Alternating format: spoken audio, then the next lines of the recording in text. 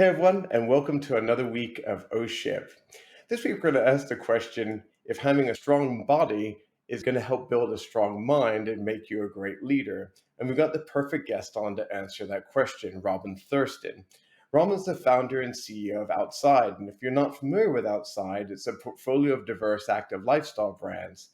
If you're passionate about running, biking, climbing, hiking, skiing, fishing, yoga, or pretty much damn near any outdoor activity that people love, then outdoors probably going to have you covered across their books, TV, and media. They even get into map data, education, and have their own marketing agency. He's also the former CEO of Helix, a personal genomics company, and the former chief digital officer of Under Armour, a role he attained after selling his loved firm Map My Fitness, which had popular apps like Map My Ride and Map My Run on iOS and Android. And through all of this, he's continued with a deep personal passion for sports at a professional level. Today, we're going to explore how love for the outside and the discipline that comes along with the dedication to fitness at the highest level can shape you as a leader. And here we go with another week of Oh Ship.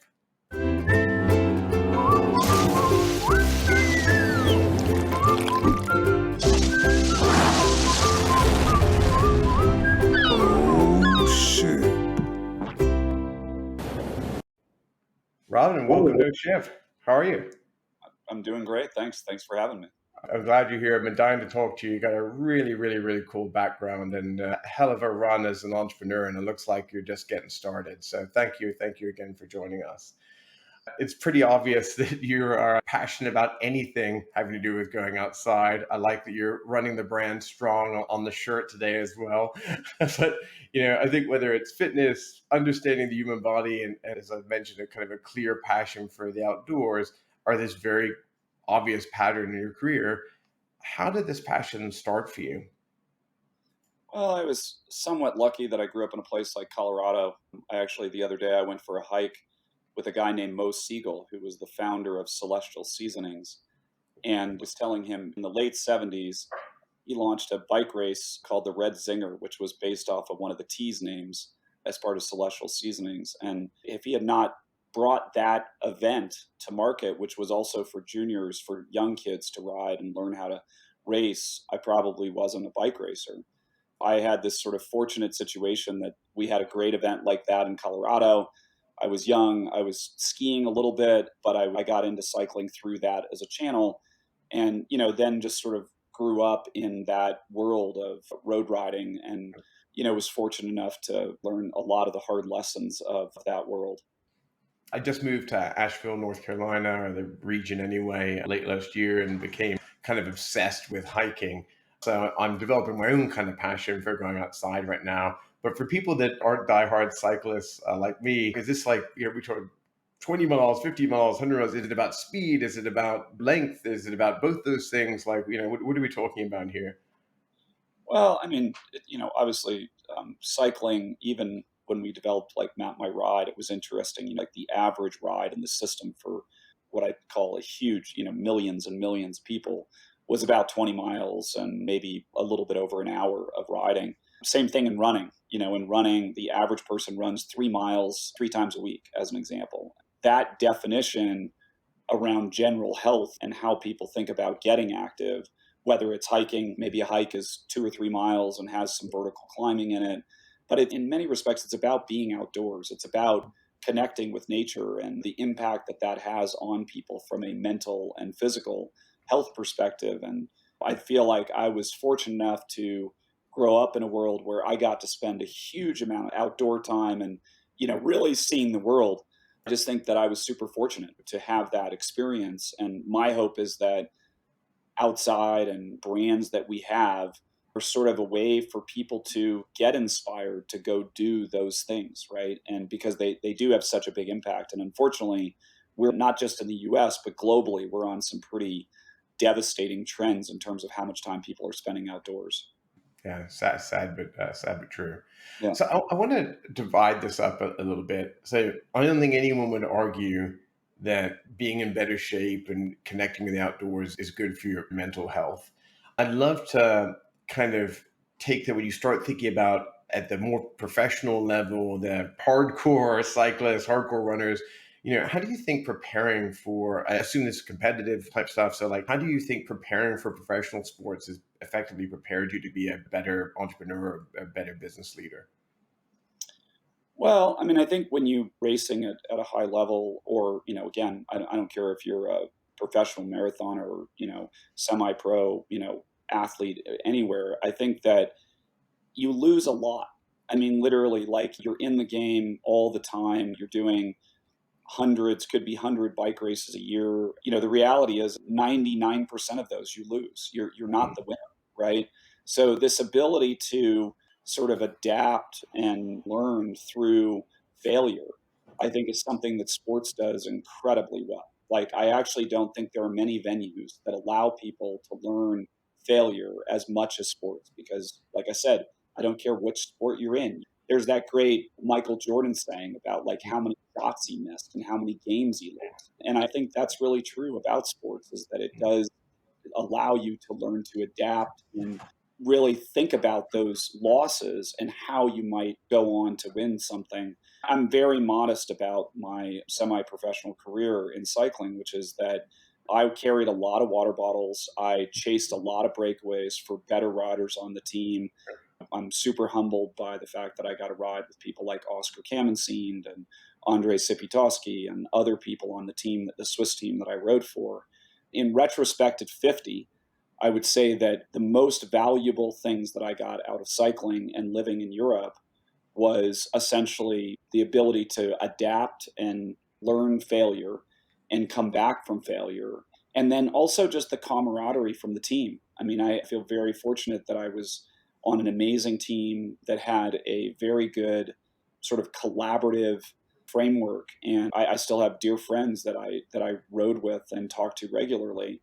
But I think it's those lessons that to me made it in some ways even easy to come to the business world. My undergrad and grad were in finance, and then I was in investments for a long time before I founded my first company. But I remember many days when maybe a colleague would be saying how hard the day was, and I thought to myself, "Wow, this seems a lot easier than racing a bicycle." For me, it was like my college. I was in Europe for 4 years. Like I said, I have many of those people are still very dear friends of mine, and I talk to them, fairly regularly. I think everybody should have that type of experience, and I think sports provides a very, very interesting venue to learn a lot of those lessons. Your answer was so unexpected to me because I thought it would be something about kind of like, the preparation, the practice, or the routines that you develop and the discipline that comes along with that. And I love that the biggest thing that you took away from it is actually the mental side of it, and it's specifically around losing. And when you look at a guy, and I mean, please take this as a sincere compliment, it's meant to be, who I think could very easily be labeled a very big winner in his professional life. I think, these lessons in losing and how that shaped you as a leader, I think that's really profound. I can't help but say I love that as a guy who's got a podcast called Oh Shit, that's about, helping to understand that it's okay to fail and then that's part of the journey. I mean, you couldn't have had a better oh shit moment for me. So thank you for that. I Yeah. think this is the big lesson that I want people to like take away above all else when they tune in. I put it a very high level in terms of my learning experience. The discipline that you have to have, no matter which sport you're going after to try to achieve your goals. In many respects, I loved the training. I loved the hours and hours and hours, the tens of thousands of miles a year riding a bike. I loved that part of it. But I would say the biggest lessons came from, frankly, losing over and over and over. I love that. Super interesting. I want to go back into those routine of kind of practice and the mindset in a minute. You mentioned a second ago kind of how you'd kind of gone through the finance world at one point, and as I was reviewing your career, one of the things that I found so interesting about the career is that you actually did start in the finance world at one point, from working on being like in kind of the information business, if you will, for mutual funds at Reuters, and then you were an investment director at Wellington Management. So you were all in this finance world, and then all of a sudden you founded Map My Fitness. How did that happen? It seemed like it was like kind of came out of the blue, and it was a pretty big come out of the blue in a very awesome way. It seemed like a massive divergent moment for you. My parents, who I'm, I wouldn't say super close to, but they were always surprised because they were entrepreneurs. Like my dad, he had an antique furniture business, Yeah. and my mom was an entrepreneur in a whole bunch of ways. And My mom they, was antiques, by the way. uh, Yeah, yeah. they were always surprised that I went into finance and wore a suit and tie and cufflinks every day, and for over a decade. I think there was always a part of me that I felt like eventually I wanted to do something on my own. Unfortunately, I had a very good friend of mine, a colleague that I worked very closely with, a guy named Jed McKnight, who unfortunately passed away on a rafting trip. Oof, Had sorry to hear that. had a heart incident, and Hmm. he and I had been talking about businesses that we might try together and things that we might do. They were more in the finance area. But I think that when that happened, it gave me a lot of confidence to sort of say, like, life is short and I need to go try this. Now, the Map My Fitness idea was in many respects very serendipitous. I was in Europe, which I had done, I'd gone back to Switzerland and Italy many times after I quit racing to take, sometimes friends of mine from the US and meet friends of mine in Europe. And one night I was sitting in a small town called Andermatt in the Swiss Alps, and basically somebody said, "Oh, it'd be cool, like if I could come back to these roads that without you being here." And Mhm. that was immediately like this sort of like aha moment of like, wait a minute, like there's travel books, but there's no way for me to share like a route that I created with you. And I kind of knew a little bit about what was going on with Google Maps. And then I met my co-founder, Kevin Callahan, who actually works at Outside and now is our VP of product here at Outside. And so I met him, and he was really a runner and I was the cyclist, and we got the sites up, pretty quickly. And there was a lot of serendipity in that, even before mobile, which, again, we got very lucky and had two of the first 100 iPhone apps. We had 1 million users on the web before the iPhone even launched, so Amazing. it was the right product. We were early, like we were the first. Like there was a few other little tiny things out there, but realistically, like we were the first. And we kind of had this vision of going into all these categories: map my hike and map my try and map my run. And it was really, really good timing. And for me, it was such a natural fit because it was like business with my passion for outdoors and activity. So they kind of came together in this very, sort of authentic way. And part of the reason why I think Map My Fitness was so successful was because both Kevin and myself, we just loved these categories that we were in. Nothing better than when you love what you do, and I think it's one of the most literal examples. I was definitely a user. I had downloaded Map My Run at one point.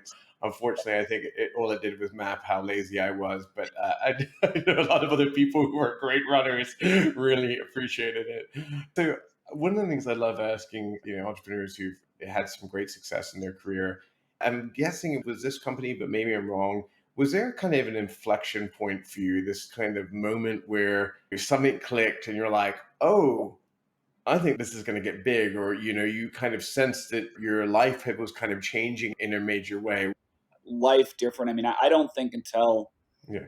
Kevin Plank called me out of the blue that I Mm. thought my life was going to be different, because I Yeah. was just, I mean, as you know, building a business is a lot of little steps, right? Sometimes you have these big wins. We were featured many times by Yeah. Apple. Yeah. So the App Store launched in July of 2008. And it was a little bit like crickets. Like we had two apps in there and we were like, oh, this is going to be huge. And then it wasn't huge. It was sort of just a little, trickle of people downloading the app. But by Christmas, obviously the markets were melting down. I mean, it was like the whole world was going to end by, November of 2008. Lehman had gone under and Fed was still trying to figure out what to do in the treasury. But AT&T had the exclusive for the phone, for the iPhone. Yeah. And AT&T did this huge spread for holiday across the New York Times, the Wall Street Journal, USA Today, all of these different huge publications, Barron's, etc. And they featured Map My Ride as one of the apps on those advertisements across everything. And I sort of knew, I was like, yeah, this is going to be Yeah. bigger than I think. I mean, I remember when I started trying to raise capital in 2009, 2010, and I went to see venture capitalists, and they were like, no one's ever going to run or ride with their phone. That's not the thing. And I was like, no, no, no, everyone's going to do it. I don't know what you mean. It's like safety, music, Yeah. you know, calling your family if you need to. Like, it's got your mapping, it's got like all these tools you can use while you're out. Essentially, I was tunnel vision that everyone was going to run a ride or hike with a phone. But a lot of venture capitalists were like, that market's not big. That don't even waste your time like with that. So it was very good timing. A lot of life in some ways, right? It's good timing. Yeah, I'm sure that some of those VCs will add that to the list of random things they just didn't see. They couldn't see the future on. So I don't know about you, like that old show, Silicon Valley. I couldn't watch it. It was funny to everyone else but me. It used to give me like PTSD, reminding me of like VC pitches. So, anyway, I really want to focus on outdoor, but I think maybe your development and growth as a leader without touching on Under Armour. And you mentioned Kevin a second ago. So you sold Map My Fitness to Under Armour, I believe it was in December of 2013. And then you went on to become the chief digital officer of Under Armour, which is a notable role and a very notable company, and arguably some of their most notable years. I'd love to hear just about maybe some of the things you were doing there. And then I want to kind of talk about how that impacted you next. Yeah, I mean, luckily, I had experience with being an executive in big companies even before I founded MapMy. So I had some framework from Reuters of Mhm. being from a strategic perspective in a big company, as well as just kind of some of the politics that happen inside of big companies. And Under Armour was big then. I mean, it was over 10,000 people. When I got there, it was a lot that Under Armour really hadn't invested in digital that much at all. They just didn't have a big team. They didn't have any engineers. They were outsourcing e-commerce. They really did not have a definitive social strategy. So a lot of it was first bringing all of those pieces together, like e-com together with Map My Fitness, together with digital marketing. Hired some amazing people. I use an example, the CMO of Bose is a guy named Jim Malika, who I hired. Jason Rose is running another company that ran e-commerce. It was a really unique time at Under Armour. The team was, really amazing. Kevin basically was like, okay, like, we need a real digital strategy that brings all these pieces together. And we created a product called Under Armour Record, and then we bought some other companies like MyFitnessPal and Endomondo. And the idea was that we were going to basically be kind of like the health monitoring tool for you, the calories in, your weight. Mhm. We launched some hardware, and we were going to bring all of that together in a picture. And we successfully got there. But then in 2016, really there were some challenges with the core business, and so like basically Under Armour had to start defunding some of the Mhm. tech, sort of connected fitness pieces. And Mhm. I just kind of saw the writing on the wall. I mean, the story I say is that I went to Kevin in 2016. I said, look, I think we can build $1 billion subscription business with the assets we have if we get into content and sort of compete with Red Bull and other people that were getting, obviously big into content. And Kevin just said we had invested $1 billion, and he was like, we just don't have any more money to keep pushing into the Mhm. category. So, a little bit like I was like, okay, it's time to go. I had a non-compete. I Mhm. went to do something completely different, not completely different, but it was in the healthcare world, Yeah. running Felix. I tell the story about when you put e-commerce together with sort of utility. We did these very, very simple things. Like if you ran 100 miles and Map My Run, I sent you a 40% off gift code to underarmour.com, and that translated into a lot of business. Instead of just buying users in Facebook and Instagram, we had our own audience of 250 million people, unique people on the platform. So it was enormous, right? And so we were leveraging all of that to basically grow the e-commerce business and really create a more personalized framework for the average consumer around, whether it be their running and their food and, weight and everything. And so it was kind of a magical time. I have a huge amount of loyalty to Kevin. He changed my life by buying Map My Fitness, but it was chaotic. I mean, it was fast, Yeah, I was everything. gonna say I mean, obviously, I'm looking from an outsider in, but it seemed like things were moving really, really, really fast. And I'm sure the growth was pretty bonkers, and just trying to kind of keep up with it all and make sense of it. Like, I think everyone was getting really hot on the connected, sports devices and so on. So you probably had a lot of competition there. Whether it's wearables or sports clothing or whatever that was all connected. Anything you would have done differently? Any kind of great, kind of learning curves maybe that you might apply to like future things that you try and build or develop as a company? We got pretty big into hardware, and we launched a huge partnership for what was called the Health Box with HTC. Mhm. We launched a shoe they still sell today that has a chip in it called Hover that is still selling well. Like, I followed Kevin's lead on getting into hardware. I didn't really want to be in the hardware business. I mean, hardware has the word hard in it for a reason. Like, Yeah. I'm a huge fan of Aura. There are companies like Wahoo and others that just do a tremendous job on hardware. And I've been an investor in a number of hardware companies. Man, it's hard. It's more fun when they're doing it and you're investing than you building it yourself, I get the impression. I just think hardware is really tricky and very hard to get right for the customer. And that's one of the reasons why I love software, is because like if something's wrong, you can push an Yeah. update quickly. There's something sexy about making something as digital guys. I can identify with you as like making something that's physical. Another buddy of mine's getting in the space now. I'm scared for him. So I'm going to encourage him to watch this episode. I'd like to jump forward in your career a bit to the present day and your roles as CEO and founder of Outside. And what I think is so interesting about the portfolio you build is basically you've taken lots of different aspects of all this accumulated experience that you've had over your entire career, and it's basically in one firm. I feel the breadth of your life in this business. I mean, you've got content, you've got experiences, you've got community, you've got a commerce aspect, you've got the utility aspect from like your old firm. But I'd love to hear in your own words and for our audience, more about what you're building at Outside. Yeah, I mean, we certainly started with content as the beachhead of the thing that we thought there needed to be more synchronicity. And some of that was from the data that I had from MapMy, which is that the average customer in our database does at least 3 activities. So they're like, maybe they're doing yoga, running, and skiing as an example, or they're, backpacking, surfing, and snowboarding. And so knowing that, a lot of these properties before were very, very siloed. They didn't have any first party login. They didn't have membership. So I just fundamentally, one is, to be clear, a lot of the businesses we bought were distressed. They were still doing print, but print was losing a ton of money. They I mean, were, media is hard. Another well, hard one. Yeah. I certainly get my fair share of criticism. What I often say is like, I took on a challenge of trying to reinvent many of these media businesses, and it is very, very hard. And I've had, like my team and I have had to make incredibly hard decisions. Like when we got out of print for most of the publications, with the exception of Outside earlier this year. I mean, I love print. I would have loved to stay in print, but we were losing millions of dollars Mhm. on print. And you can't do that in perpetuity, especially in this environment. And we could talk about all the challenges in this environment.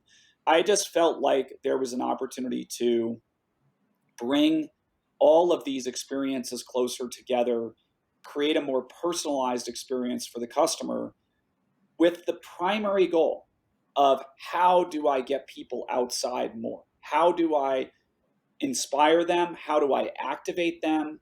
And then ultimately, how do I reward them for that outdoor time? Because again, my opinion is we're competing with reward systems like video games. That is the type of thing that we are comparing ourselves to, because that is what's pulling people's attention from being outside. Same thing with screens. Like there's Mhm. a lot of embedded behavioral science behind your iPhone, and Mhm. we're competing with that to get you outside, right? Mhm. Same thing with Facebook or Instagram or Twitter. Like all of these things are doing things to micro reward you. And we are competing with that to get you outdoors. And so the way I think about it is like bringing all of these things together is ultimately about how do we create a competitive framework to the things that are drawing your attention away from the outdoors, you It's know? interesting. With so much diversity in the business, I'm intrigued. I know you're not supposed to have favorites within a group of companies like that, but I guess kind of like children, if you know what I mean. Taking the business passion out of it, just your personal passion, is there any kind of properties within the kind of outside empire that you're kind of most excited about? Not to put you on the spot. Yeah. While we certainly have our challenges, cycling is our second biggest category, and I'm hugely passionate about Obviously, close to home. Yeah, that's everything that great. we're doing in cycling. Although there are very, very hard decisions we've had to and will have to make in that category, just as we brought so many different pieces together. Yeah. I have a story about Outside the magazine, which for me, it does have a very unique place for me, which is in 1979, my dad came home, and my parents were divorced. So I was sometimes with my dad, sometimes with my mom. But he came home and he threw an Outside magazine at me and he said, I want you to read up on it. This is where we're going. And so on the front of outside was Arches National Park in Utah, and we were headed there. So I cut out every picture, I read every article, and then we went on this amazing backpacking trip there. And I always tell that story in that there was sort of like when Larry Burke, the founder of Outside, my mom lives in Santa Fe, and I went to see him in 2019. And I said, hey, if you ever sell Outside, I'd love the opportunity to buy it. It was a unique moment when he called me a year later and said, I'm going to sell the whole thing, TV channels, magazine, and everything. So the Outside brand, in my opinion, in the category of outdoor, there isn't a better brand that aligns with our mission of getting everybody outside. I would say that certainly the Outside brand, I think about a lot and certainly have, sort of legacy with it. We named the company after Yeah, buying I mean, Outside. it's got awesome, I think, brand recognition. And to your point, I think there's a lot of nostalgia with some folks with it, that had been reading it for a really, really long time. I just before the show today, I actually mentioned it to another chap that I was working with. He was like, "Oh, that's so cool! I can't wait to see that one." So he instantly clicked and said he'd been, read for years and years. So I thought that was really cool. I want to kind of go back to the original theme of the show. So, you've kind of gone from top role to top role. You could argue you've been going really hard, really intensely across these big roles for a number of years at a lot of growing companies. I want to kind of liken your career on some level to a little bit of an endurance sport. To go at the level that you're going, at the speed that you're going, with the intensity you're going, is there some trick? Is it genetic, or is it like something you've practiced at to be able to perform professionally in the business world like someone would if they were a professional or semi-professional athlete? I mean, I think that, again, one thing that you learn from sports, and I really don't care what sport it is, Mhm. but is like you do understand that as you put more and more effort into it, that you see those returns. And it might look like this, like a Mhm. stock chart, like it's never just up and to the right. I mean, it just isn't, Yeah. and even Matt Might was a decade long endeavor. There was a great post the other day on LinkedIn, and someone was referring to building a business like compounding interest, right? Mhm. Like you have to wake up every day and just incrementally, like same in training, you have to incrementally put that effort in. You have to know sometimes when to rest, or you were mentioning when people get sick as entrepreneurs, it tends to be when there's a lull rather than when you really put the effort in. So I think that that type of training is very similar to building a business, which is like you got to be able to see the bigger picture, longer term, what your big goals are. But you have to put the work in every single day. And sometimes that's really hard. We've made very hard decisions this year in the changing economy and had to do a couple of layoffs, which was incredibly difficult. Yeah. In my career, when I've had to do that, is it easy? Never gets easier. Yeah. Never gets easier, never. And I Yeah. don't stop thinking about it. I mean, I think about Mhm. each individual and the position that fortunately we had to put them in. And sometimes I see people go get even better roles and sort of Yeah. grow in That's their cool though. career. That part is good. But I think that you just have to keep kind of putting one foot in front of the other, Mhm. bring your team on board with that vision, get people aligned, and keep pushing forward. I mean, we're 375 people, and I still consider us a startup, right? Mhm. You have to just keep kind of cranking. I love this concept. Even your training, like for anyone who goes to the gym or even focusing on weight loss, like Yeah, you gain, then you kind of plateau a little bit, and then you've got to kind of push through to the next one. And you'll have these couple steps forward, couple steps back. But I think the key, as long as there's more step forward than back, you're kind of doing it right. Again, I sense this kind of theme of like mental fortitude more than anything else. This accepting of like, hey, you can lose sometimes. It doesn't mean you've lost the war. You might lose the odd fight here, but the odd battle. But as long as you win the war at the end of the day, I think you're in a good spot. If you were to kind of to look at other leaders are there, or even aspiring leaders, which are a big part of the audience of ship, what kind of tips would you give other leaders or aspiring leaders effectively to be more successful in their careers? Is there any work tips or habits that you can think of that you have that you think help other people to be successful? I think you can't lose focus on the big picture vision that you have. I see a lot of entrepreneurs and work with a lot of entrepreneurs that I feel like they get kind of too caught up in the minutia and maybe don't delegate that well, or they don't necessarily hire the right team. And by the way, hiring the right team is incredibly hard. It's hard to get the right co-founders, as you know. Mhm. It's hard to get the right team together. And, kind of like, I don't know, I mean, you could use an example like a Super Bowl winning NFL team. The chemistry is totally different than the Mhm. team that finishes last in the NFL. It takes turnover sometimes in that team to get to that moment where you have that magic to be able to have Mhm. an exit or go IPO or, get the product right. I think it's a lot about building the right team and continuously sort of like trying to get to almost perfection with that team. Mhm. It's not a real thing. Perfection is the enemy of innovation, Yeah. right? So like I'm not suggesting that founders try to get to perfection. It's unattainable. And I think when people do think they got it totally perfect, then that to your point, can kind of breed a little bit of, I don't want to call it laziness, but just lack of innovation. I did think it was interesting that you brought along your former colleagues to be the VP of product. So there's certainly some sense that, like, if you got a great team, yeah, you can bring some of those people along, but I think there's some merit. You've got to inject some of the new blood, and then you've got some of the old blood, the old magic, and then hopefully that creates a new kind of perfect storm.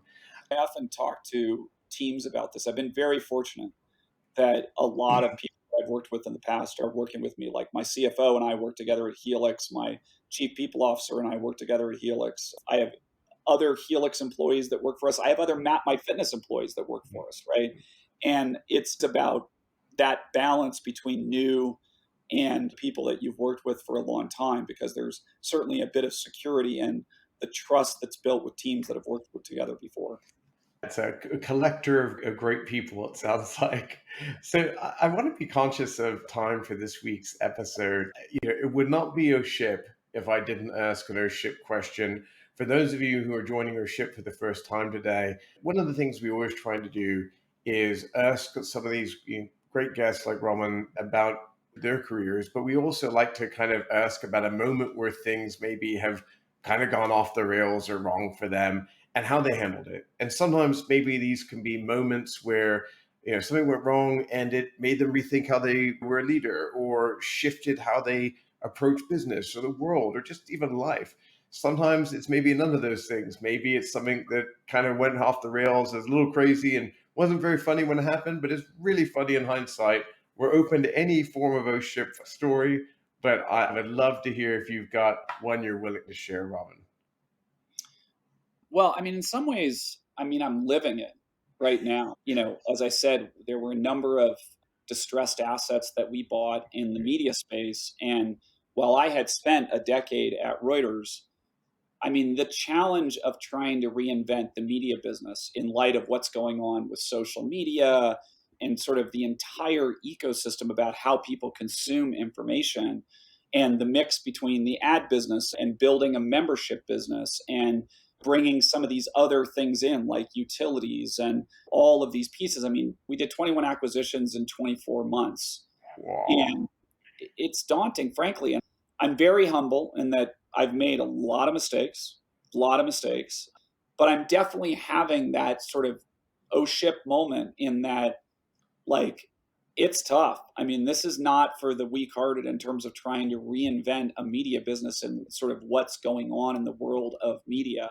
I don't consider us really just media. I mean, we're trying to build a platform Agreed. for consumers that is highly personalized and different than what they got before.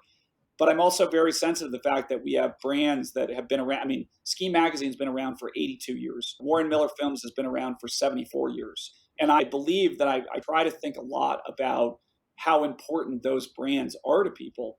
But there are incredibly hard decisions. Like, as I mentioned, when we got rid of print, that we were taking things away from people that they had gotten for a long, long time. And that's hard for some people. And so I just think at many levels, you have to stay humble. Frankly, in many respects, you have to stay humble enough to apologize that Mhm. sometimes you get wrong. And in some ways, I would say right now, I'm probably having my biggest oh shit moment that I've had in my career. I didn't actually mention this to you when we met earlier, but I was the CMO of a media network called Scout. That was a sports focused network, had everything from college sports to even hunting magazines and things like that. So a little bit of the outside stuff. It's a really, really, really hard business. And I've met some great people in the media space over the years and had quite a few of them on their ship. And it's definitely been something that we talk about a lot. I think that the way you're approaching it with the mix is really the right strategy. But when you make that many acquisitions that quickly, it puts a real stress to find this alignment. The brands and the audiences can line up, but trying to get the people in the organization and the energy and the culture and everyone running in one direction to inject that many different cultures together is a hard one. Well, I may have to follow up with you on that one to get the final outcome of that O ship story, but I'm really excited for you, and I think if anyone could pull it off, I'm confident you can. I'm sure our audiences as well. I want to ask you one final question for today's show. As I've mentioned multiple times, you've had such an interesting kind of career run, touched in so many different parts of the business. But if you were could go back in time and speak to your kind of 18-year-old self right now, what advice would you give yourself? I would probably tell myself that it is the long game. I mean, in many respects, the reason I say that is like I do have regrets about selling Matt My Fitness to Under Armour and seeing kind of what's happened to it now. I And understand. probably could have played a longer game there because that company has 65 million users now. It had 20 million when I sold it. So I think I would tell myself to really think about the long game. The other thing I would say is like always treat people with respect because I think it's a very hard world and you need your friends and you need your allies. And I think treat people with respect. And to me, even the way we think about outside, like when I mean everybody being outside, I literally mean everybody. Like it isn't for a specific person. I think everybody needs to spend time outside, whether you're young, you're old, no matter what community you come from. And I think that's the long game is like, people's health is absolutely the most important thing. What a great, positive, perfect place to kind of end today's episode, Robin. I'd love to give people a chance to connect with you after the show. If they want to learn more about you or follow your kind of exploits, what's the best way for people to connect with you or follow you? LinkedIn's the best place. That's my jam too these days. I'm with you. Great. Well, perfect. Yeah, I'm sure a lot of people will check you out there. I do want to thank you again for joining us today. I've been really enjoying the chat. You're a very inspiring guy. For all of the audience who tuning in, whether you're tuning in via video on our channels like YouTube or LinkedIn or Facebook, or you're tuning in on any of our audio podcasts, thank you for subscribing and following and tuning into this week's O Ship. We really appreciate it. You are what make the show worthwhile. And we're going to keep delivering these episodes every week. And the best thing you can do to support us is give us a like, follow us, or if you're feeling really generous and you really enjoyed this week's episode, share it with a friend. Robin, thanks again. I really enjoyed chatting with you.